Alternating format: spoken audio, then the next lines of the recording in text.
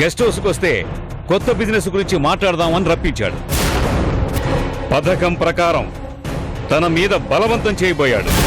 రాజాగారు భార్గవమ్మ మీద పడి బలాత్కారం చేయబోయారండి. ఈ రాజాని కఠినంగా శిక్షించవలసిందిగా కోర్టు వారికి సవినయంగా మనవి చేసుకుంటున్నాను. సాక్ష్యమైన నీకు నీ మొగుడికి అనుకూలంగా ఉందా? లేదు.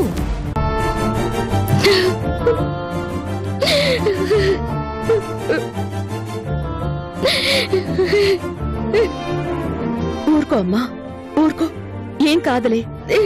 న్యాయం ఎప్పటికైనా గెలుస్తుంది. ఎప్పటికి గెలుస్తుంది పెద్దమ్మా. జరగాల్సిన అన్యాయం అంతా జరిగిపోయాక ఎప్పుడు గెలుస్తుంది? కోర్టులో చూసాక ఆయన గురించి ఎన్నెన్ని అబద్ధాలు ఎలా మాట్లాడుతున్నారు మీరే చూశారు కదా. న్యాయస్థానంలోనే అన్ని అబద్ధాలు నిజం చేయాలని చూస్తుంటే ఇక న్యాయం ఎక్కడ మిగిలింది పెద్దమ్మా? అసలు ఆ లాయర్ ఎదుటి వాళ్ళని మాట్లాడినివ్వడేంటి కృష్ణ? చివరికి నువ్వు చెప్పిన సాక్ష్యం కూడా వాళ్లకు అనుకూలంగా మార్చుకున్నాడు. నా సాక్ష్యం వాళ్ళకు అనుకూలంగా మారింది. నేనిప్పటికీ నమ్మలేకపోతున్నాను. అసలు ఆ వాచ్మెన్ అలా చెప్పడం ఏంటి? అతను ఎంత బాగా చూసుకునేవాడు, ఎంత సాయం చేశాడు. అలాంటి రాజా గురించి అలా ఎలా చెప్పగలిగాడు? ఈ ప్రపంచంలో కాల్చిన వంగనిది కరెన్సీ కట్టలకి లొంగిపోతుందొదినా. ఆ భార్గవి డబ్బు వెదజల్లుంటుంది. డబ్బు కోసం లొంగిపోయి నిజాన్ని, మన నమ్మకాన్ని నాశనం చేశాడు ఆ వాచ్మెన్ గాడు. భార్గవి ఆశ చూపించినా వాడి బుద్ధి ఏమైంది? ఎంత బాగా చూసుకుంటున్నాడు. డబ్బు కోసం అన్నం పెట్టే మనిషికి అన్యాయం చేస్తాడా? చేస్తారు పెద్దమ్మా. డబ్బు కోసం ఏ పనైనా చేస్తాను. ఒకవేళ డబ్బుకి లొంగ లేకపోయినా ఆ భార్గవి ఏదో రకంగా లొంగ తీసుకుంటుంది. దాని ఎత్తులకి లొంగనిది నా భర్త ఒక్కడే. అందుకే ఆయన జీవితాన్ని నాశనం చేయాలని కంకణం కట్టుకుంది. అది పగబట్టిన పాము. పగ తీర్చుకోవడం కోసం ఎంత దూరానికైనా వెళ్తుంది. ఎవరితో అయినా తలబడుతుంది ఆ రాక్షసి. అసలు నువ్వు తప్పు చేసావు కృష్ణ. అలాంటి మనిషిని తన కర్మానికి తనని వదిలిపెట్టకుండా ఒక తండ్రిగా వెళ్లి బాధ్యత తీసుకున్నావు.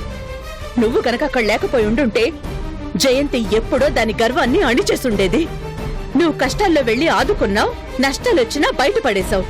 ఇప్పుడు చూడు, ఈ రోజు మన చందు రాజాల మీదే పగ తీర్చుకుంటోంది. అలాంటి మనిషిని అసలు క్షమించకూడదు కృష్ణ. భార్గవి గురించి తర్వాత వదినా. ముందు ఈ గండం నుంచి బయటపడేది ఎలాగో అర్థం కావడం లేదు.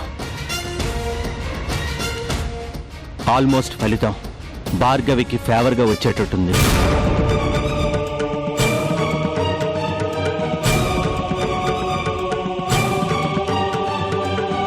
రేపు కూడా వాచ్మెన్ సాక్ష్యం కీలకం కాబోతుంది.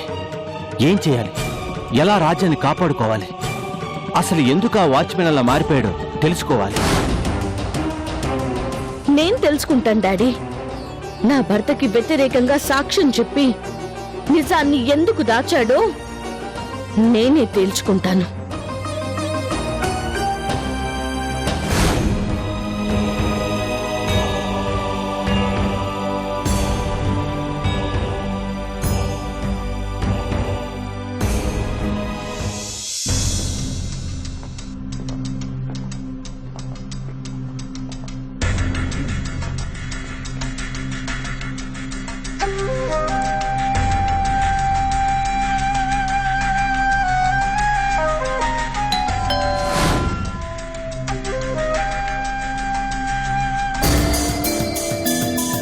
నువ్వా? ఏంటిలా వచ్చావు? అమ్మగారితో మాట్లాడాలమ్మా. ఇక్కడ అమ్మగారిని నేనే. ఏదైనా ఉంటే నాతో చెప్పు. అది కాదమ్మా, పెద్దమ్మగారితో. ఒకసారి చెప్తే అర్థం కదా? చెప్తే నాతో చెప్పు, లేదంటే పోవయ్యా. ఎవరు చార్సిలా? ఎవరది? నమస్కారం అమ్మా. అదేనమ్మా, నీతో మాట్లాడాలని వచ్చాడు. నువ్వు బిజీగా ఉన్నావు. ఏంటో నాతో చెప్పమని అడుగుతున్నానమ్మా. ఏంటి ఇలా వచ్చావు? అలా నిలబడతామే, చెప్పు, అడుగుతుంది కదా. అమ్మా, మీరు చెప్పినట్టే చేశాను కదమ్మా. నా భార్యకి వైద్యం చేయించాలమ్మా. ఆ డబ్బులు ఇప్పిస్తే మంచి ఆసుపత్రికి తీసుకెళ్తానమ్మా. మీ దయ వల్ల దాని జబ్బు నయమైతే అంతే చాలమ్మా. నా భార్య కోసం మీరు చెప్పమన్నట్టల్లా చెప్పాను. ఇంకా మీరు ఏం చేయమంటే అది చేస్తానమ్మా. నా భార్యను బతికించండమ్మా. చార్సిల, అమ్మా లోపలికెళ్ళి ఒక 10,000 తెచ్చివ్వు. ఆ, ఆగమ్మా. ఏంటి అడగ్గానే ఇచ్చేస్తానంటున్నావు? అలా ఇచ్చేస్తే ఇంకేమైనా ఉందా? కొంపలు మునిగిపోవమ్మా. బాలేదు అనివేనమ్మా.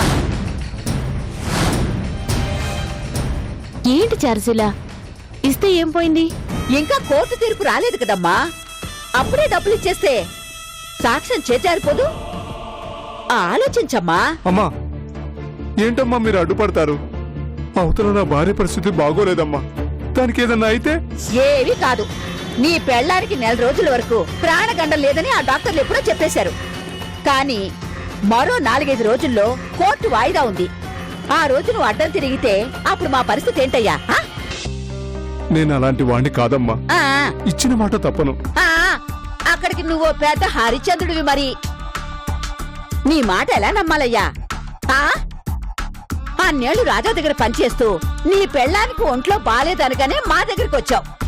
ఇప్పుడు చేతికి డబ్బులు రాగానే నువ్వు మాట మారిస్తే మేమేం కావాలి? అమ్మా, నేను అలా చేయనమ్మా. మీరు ఎలా కావాలంటే అలా చెప్తాను. నేను మీ తరపున సాక్ష్యం చెప్పిందే ఆ డబ్బు కోసం, నా భార్య కోసం అమ్మా. మీరిప్పుడు ఇలా చేయడం న్యాయం కాదమ్మా. మా చారుశీల చెప్పింది కూడా కరెక్టే అనిపిస్తోంది. నువ్వు డబ్బు చేతికొచ్చాక నీ స్వామి భక్తిని ప్రదర్శిస్తే? నేను అలాంటి వాణ్ణి కాదమ్మా. అలా అని నువ్వు చెప్తే ఎలా నమ్ముతాను? అమ్మా, నా భార్య చనిపోతుందమ్మా. అది చనిపోతే నా జీవితమే నాశనం అయిపోయినట్టమ్మా. నీ భార్యకేం కాకుండా నేను చూసుకుంటాను. ఇంకెంత? మరో 4 రోజులు ఆగితే కోర్టులో కేసు తీర్పుకొస్తుంది. ఆ తర్వాతైనా డబ్బులు ఇస్తారని నమ్మకం ఏముందమ్మా? మిమ్మల్ని నమ్ముకున్నందుకు ఇలా చేస్తారా? నువ్వు మమ్మల్నే నమ్మాలయ్యా. నీకంతకంటే మరో అవకాశమే లేదు. రేపు కోర్టులో నిన్ను మళ్ళీ పిలిచే అవకాశం ఉండొచ్చు. అప్పుడు నీ స్వామి భక్తి పెరిగిపోయి నిజాలు చెప్పేస్తే అప్పుడు మా భార్గవమ్మ ఏం కావాలి? ఆ? ఏమ్మా, అంతేనా? అవును చార్సిల, నువ్వు చెప్పిందే నిజం. ఎట్టి పరిస్థితుల్లోనూ నేను రిస్క్ తీసుకోలేను. ఇంత కష్టపడింది లాస్ట్ మినిట్లో చేజారిపోకూడదు. తీర్పు వచ్చాక నీ భార్యకు ట్రీట్మెంట్ ఇప్పిస్తాను. ఈ లోపు ఏదైనా జరగరాంది జరిగితే ఎలాగమ్మా? అలా జరగాలని రాస్తుంటే మేము డబ్బులు ఇచ్చిన తర్వాతనే జరగచ్చయ్యా. వాన రాకడా ప్రాణం పోకడా ఎవరికి తెలుసయ్యా? నీకు మాత్రం కోర్టు తీర్పు వచ్చేదాకా పైసా ఇచ్చేదే లేదు. అమ్మా అమ్మా, అలా అనకండమ్మా. అమ్మ లేదు బొమ్మ లేదు పాపా.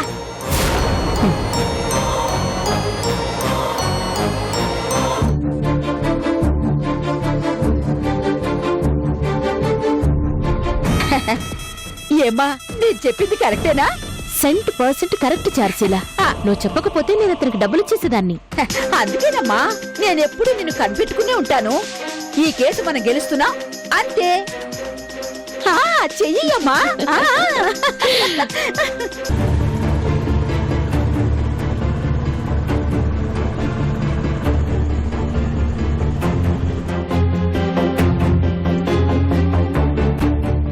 నమస్తే అమ్మా. నమస్తే. వాచ్మెన్ ఇక్కడ? గోవిందు బయటికెళ్ళాడమ్మా. కాసేపట్లో వస్తా అన్నాడు. ఎక్కడికి వెళ్ళాడు? మొక్కలకు మందు పెట్టాలి, తీసుకొస్తా అని వెళ్ళాడమ్మా. అలాగా, సరే.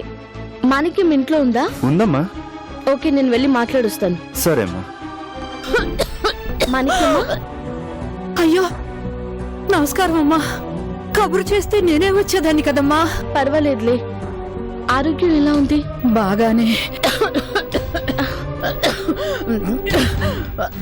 ఏమైంది మాణిక్యమ్మా? నా వల్ల కావట్లేదమ్మా. గుండెంతా పట్టేసిందమ్మా. ఊపిరి లేదమ్మా. ఊపిరి అందట్లేదమ్మా. మాణిక్యమ్మా? అమ్మా, అమ్మా మనకిమా ఏమైంది ఏమైంది మనకిమా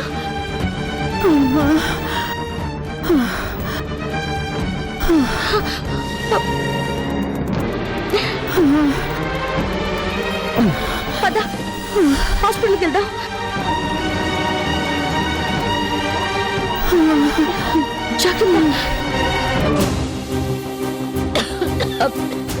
మనకమ్మా నీకేం కాదు ధైర్యంగా ఉండు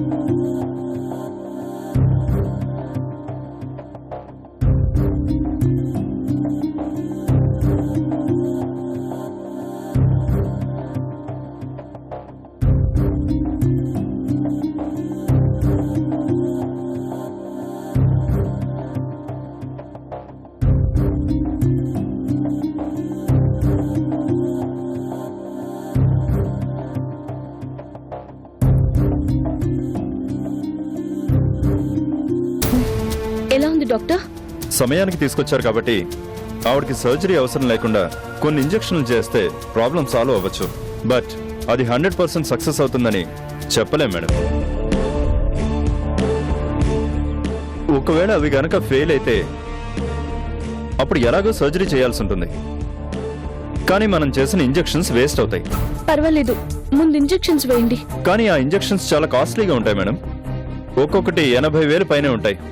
అలాంటివి 3 అవసరం అవుతాయి. అంటే 2 లక్షలకు పైగానే అవుతాయి. అది కూడా మీరు ఎర్లీగా తీసుకొచ్చారు కాబట్టి అవకాశం ఉంది. ఇంకో గంట లోపలే ఇంజెక్షన్ చేయాలి. నో ప్రాబ్లం, వెంటనే ఇంజెక్షన్స్ చేయండి. ఒకవేళ మీరు అన్నట్టు అవి ఫెయిల్ అయితే ఆపరేషన్ కూడా చేయండి. ఆవిడ బతకడమే నాకు ముఖ్యం, నాకు డబ్బు ముఖ్యం కాదు. Okay madam. ఇంతకీ మీరు ఆవిడకి ఏమవుతారు? తను మా వాచ్మెన్ భార్య. వాచ్మెన్ భార్య? ఆవిడ కోసం ఇంత ఖర్చు పెడుతున్నారా? కే ఖర్చు పెట్టకూడదా? ఆవిడ కూడా మనిషే కదా doctor. Really you are great madam. ఆ ఇంజెక్షన్ చేయాలంటే ఎవరైనా రెస్పాన్సిబిలిటీ తీసుకుని సంతకాలు చేయాలి. నేను చేస్తాను, మీరు ట్రీట్మెంట్ మొదలు పెట్టండి. డబ్బులు మరో అరగంటలో నేను పే చేస్తాను. అలాగే మేడం.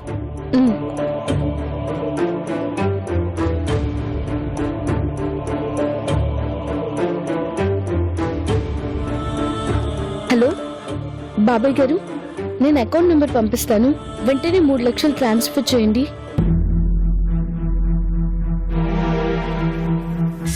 రేయ్! ఏం చేస్తున్నారా? లోపల అదేం చేస్తుందో చూసారా? ఇందాకే భోజనం పెట్టాం మేడం, తినేసి పడుకున్నట్టుంది.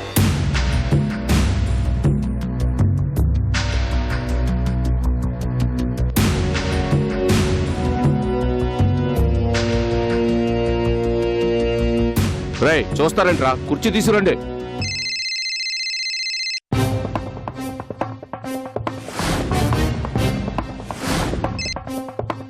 హలో, ఎక్కడున్నావు? నీ దగ్గరికి బయలుదేరాను. ఎక్కడికి రావాలో చెప్పు. చేతిలో డబ్బుందా లేకపోతే ఊరికే ఊపుకుని వస్తున్నావా? డబ్బు తెస్తున్నా. అయితే ఊరి చివర దర్గా ఉంది కదా, అక్కడికొచ్చి ఫోన్ చేయి. సరే.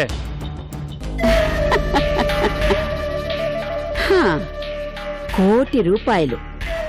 ఈ డబ్బు మన చేతికొచ్చిందంటే లైఫ్ లో ఇక వెనక్కి తిరిగి చూసుకోనవసరం లేదు.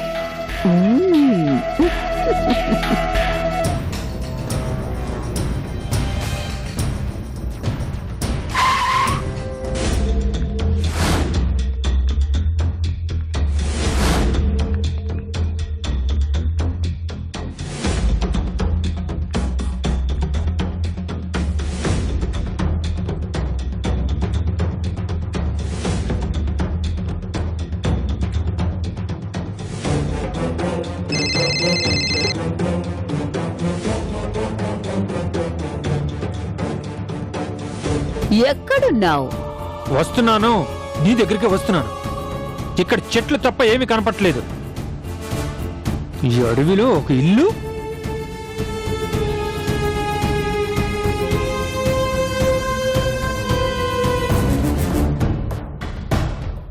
హలో, ఇలా రా.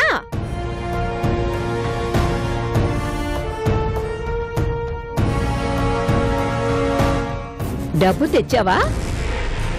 ఇదిగో ₹1,00,000 రూపాయి కూడా తక్కువ లేదు. ఏది చూపించు. ఆ, ఆ, ముందు అనన్యని చూపించు. దాన్ని చూపించకపోతే ₹1 కూడా ఇవ్వను. ఆ, దాన్ని మేమేం చేసుకుంటాం. రా చూపిస్తా.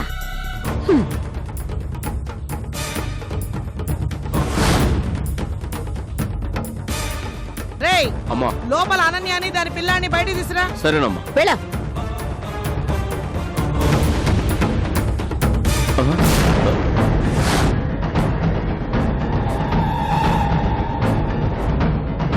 మేడం, ఆ అమ్మాయి ఎక్కడా కనబట్టలేదు మేడం.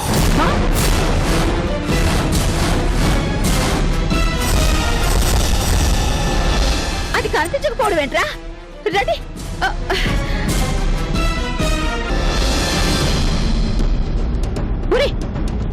ఎక్కడికి వెళ్ళిందిరా? వెతకండిరా, ఎక్కడికి వెళ్ళిందో.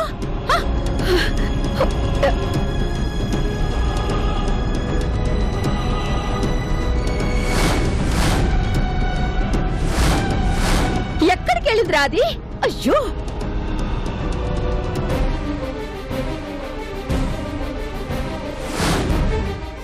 మేడం, ఆ కిటికీలోంచి దూకి పారిపోయినట్టుంది మేడం. చెత్త వెతవల్లారా, కాపుల పైన రాంటే మద్దు తాగి పేకాట ఆడుతూ కూర్చుంటారా? వెళ్ళండిరా, వెళ్ళి వెతికి తీసుకురండి. అలాగే మేడం.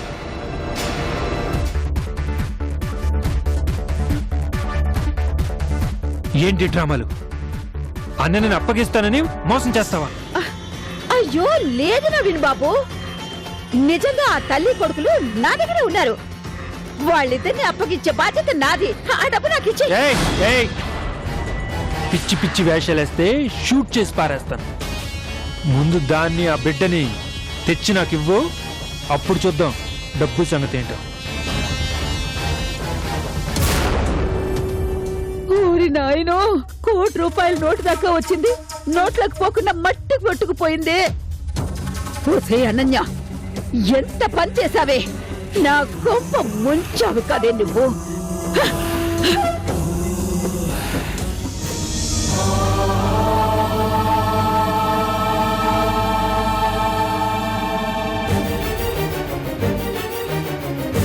రాజా గారు భార్గవమ్మ మీద పడి బలాత్కారం చేయబోయారండి.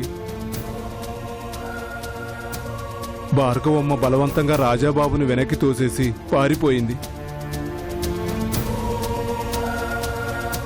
తీర్పు వచ్చాక నీ భార్యకు ట్రీట్మెంట్ ఇప్పిస్తాను. ఈ లోపు ఏదైనా జరగరాంది జరిగితే ఎలాగమ్మా? నీకు మాత్రం కోర్టు తీర్పు వచ్చేదాకా పైసా ఇచ్చేదే లేదు.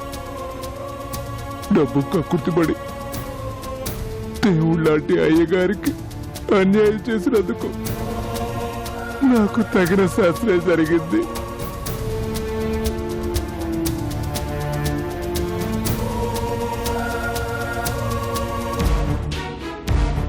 రే గోవింద్, ఎక్కడికి వెళ్ళా? మీ ఆవిడ గుండెపోటు వచ్చింది. గుండెపోట? సమయానికి చందు అమ్మగారు వచ్చి మీ ఆవిడని హాస్పిటల్కి తీసుకెళ్లారు. ఏ హాస్పిటల్? నువ్వు రాగానే విక్రమ్ హాస్పిటల్కి రమ్మని చెప్పారు. త్వరగా వెళ్ళు. ఇల్లు చూస్తుండు. నేను చూసుకుంటాను, నువ్వు త్వరగా హాస్పిటల్కి వెళ్ళు.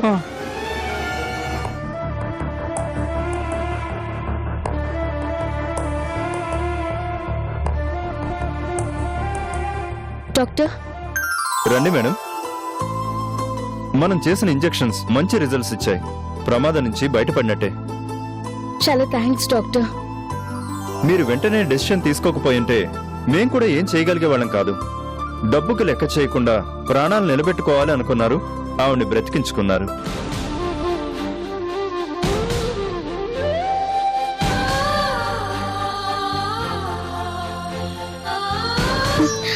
అయ్యో, ఏంటి మాణిక్యమ్మ ఇది? నాకు దండం పెట్టడం ఏంటి? పెద్దదానివి, నువ్వు నాకు దండం పెట్టకూడదు. నేను దండం పెడుతుంది నీ పెద్ద మనసుకమ్మా. నాకు ప్రాణదానం చేశావు. నువ్వు అలా బాధపడకూడదు మాణిక్యమ్మ. అంతా మంచి జరిగింది కదా. ఇక నీకు ఏ ప్రాబ్లం లేదు అని డాక్టర్ గారే చెప్పారు. ఆపరేషన్ కూడా అవసరం లేకుండా మొత్తం తగ్గిపోయింది. మేడం, సాయంత్రం వరకు అబ్జర్వేషన్ లో ఉంచి తర్వాత డిశ్చార్జ్ చేస్తాం. సాయంత్రం మీరు ఇంటికి తీసుకెళ్ళిపోవచ్చు. అలాగే డాక్టర్ గారు. మాణిక్యమ్మ, విన్నావు కదా, సాయంత్రం మనం ఇంటికి కూడా వెళ్ళిపోవచ్చు. నువ్వేం ఆలోచించకుండా అప్పటి వరకు హాయిగా రెస్ట్ తీసుకో, సరేనా?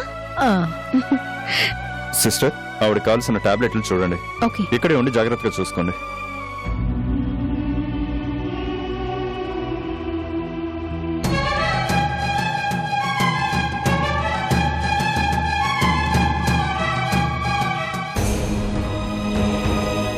డాక్టర్, తనకి ఫ్యూచర్ లో కూడా ఏ ప్రాబ్లం ఉండదు కదా?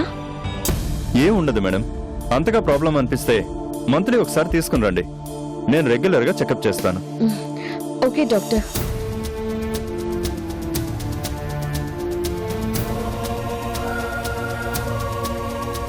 అమ్మా,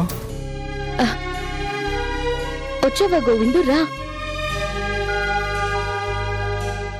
డాక్టర్, ఇది నా ఆవిడ భర్త, మా వాచ్మెన్. నమస్కారం డాక్టర్ గారు. నమస్కారం. ఇప్పుడు మా ఆవిడకి ఎలా ఉంది? నువ్వు నిజంగా చాలా అదృష్టవంతుడివి.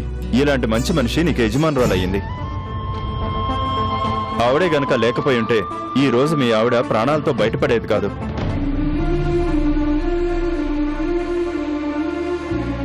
గోవిందు, అమ్మా, లోపలికెళ్ళు.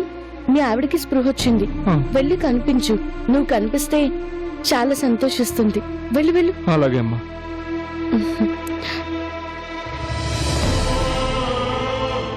మాణిక్యం, వచ్చావయ్యా.